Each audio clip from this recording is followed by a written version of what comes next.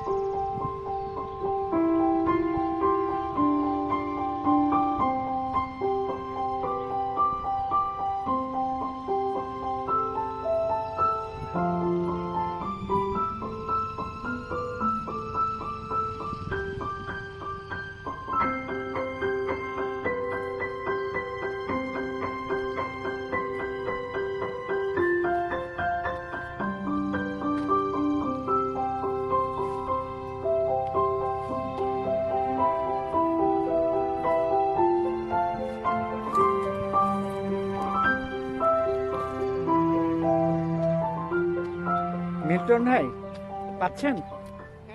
আপনি মাছটা একটু খুলেন, এখন চেনা যাচ্ছে। মিল্টন ভাই, ঠিক আছে, চলো। হ্যাঁ, চলো।